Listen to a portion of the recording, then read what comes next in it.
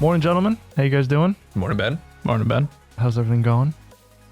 Pretty well. Yeah. All things considered, especially in the freight world. Jamie, you agree? Yeah, it's going. It's going.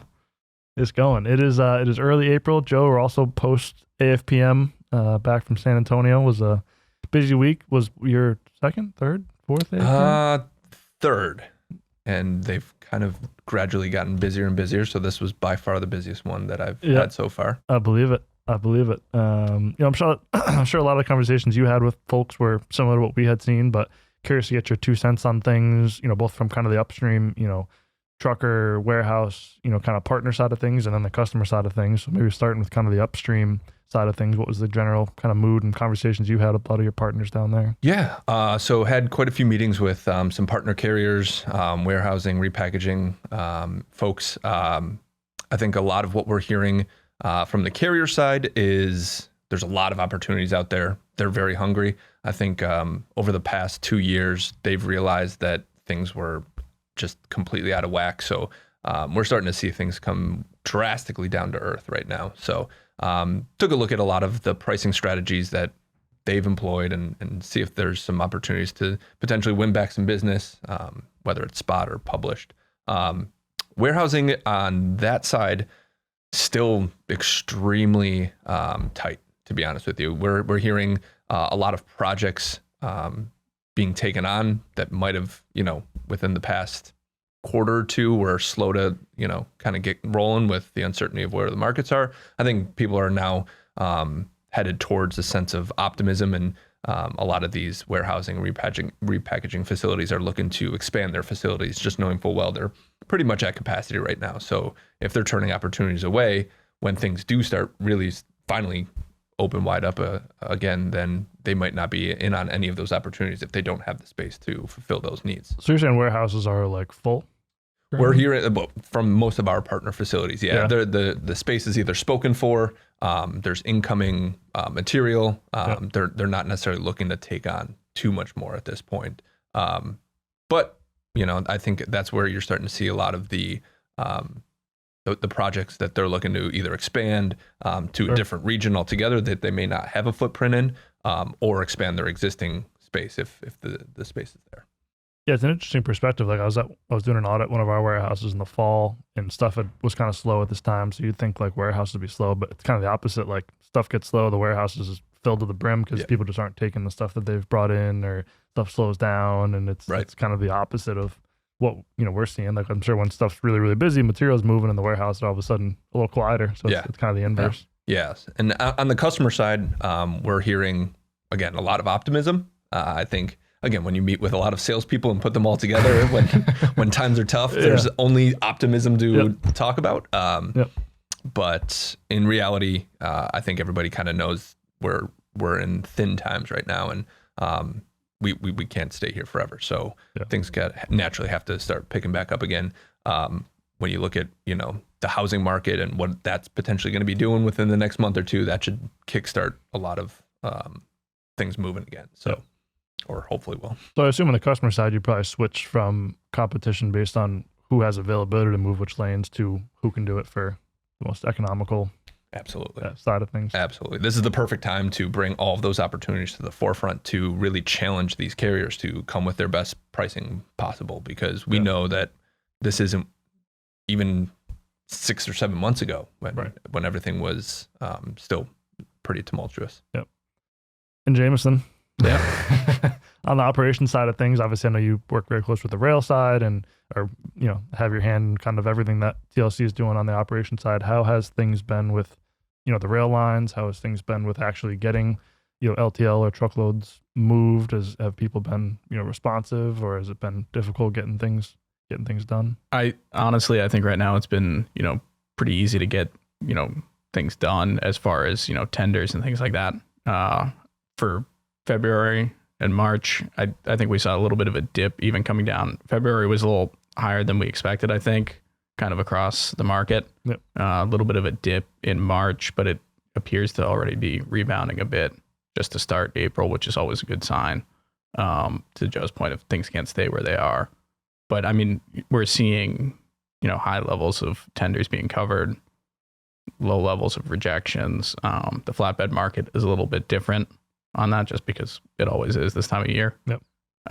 But LTLs, truckloads, I mean, we run into the same, operational failures that you see frequently with LTL, to be honest, and just throughout just normal things that happen. But aside from that, I think general coverages have been pretty good. Yep. Rail time has been pretty good overall, just, delays here and there due to some of the events happening in the world, but minor events. Yeah, there's been, I was going to say, there's been some negative, news coverage recently with some issues with the rail lines. Obviously, there's a lot of freight moved via rail every single day in the U.S., and obviously the highlights become some of the unfortunate accidents and incidents that happen.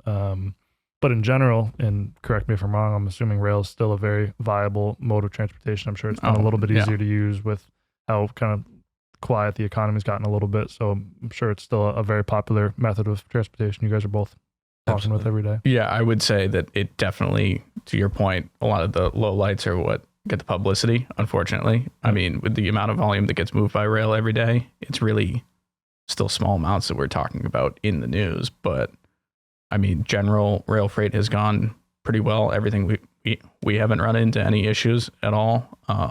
I would say one thing that has happened in the market, and it's probably temporary for the most part, is that, with the state of, where truck prices are going, truck prices being driven down, as Joe mentioned, that has kind of turned around on some of like the transloading opportunities where, we need to take another look at some of those. Yep. And just, sharpen pencils where we can, and just like the macro focuses when it comes to the rail, and just, different causes of things changing. Yeah, I think even post AFPM, we're realizing that there's a lot more rail opportunities out there than a lot of people are really aware of. So to Jamie's point, these events are making the news because of, the widespread impact that they have in some of these communities. But right. I mean, the media coverage isn't there to kind of deliver how much product successfully made it on a daily basis, right? So. Yeah, it's been interesting, especially on our side, having customers with conversations with customers. They may be willing to pay an extra penny to get it by truck instead, just because it's a little bit easier of a mode of transportation versus dealing with the rail and the lead times and how much of a headache that can be sometimes. So that's kind of been an interesting shift versus obviously during COVID, you were wanting to get as much as you could as quickly as possible and as cheap as possible. So there's certainly been a bit of a shift on our side, and I'm sure you've seen it too, with maybe some slightly less interest in rail in some cases. Yeah, I mean, I think we'll see that continue to ebb and flow kind of, with everything else. I think, the truck prices are coming back down. We'll see what the trajectory on that ends up doing. I mean, if things pick back up, then, it may start to head back the other way, and some of the transload options and things may actually prove to still be viable. But, right. There's a lot to still wait and see with that, just to see how demand goes. But yeah, I mean, rail can still, in a lot of cases, can still deliver the amount of product you need.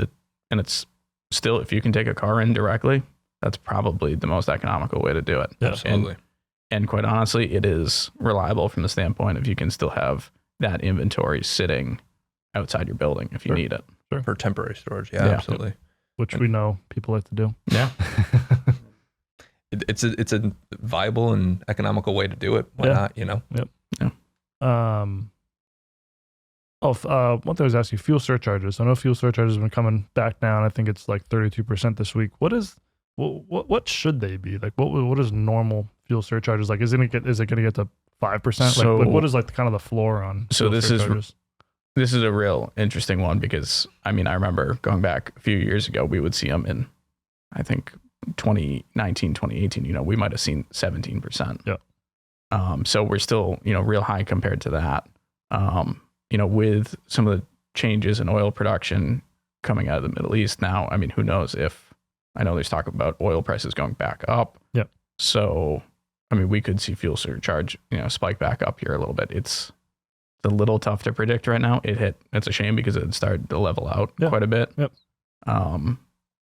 But it's just we're going to have to take a look at where it goes. It's still, I would say historically, it's on the higher side. Yep.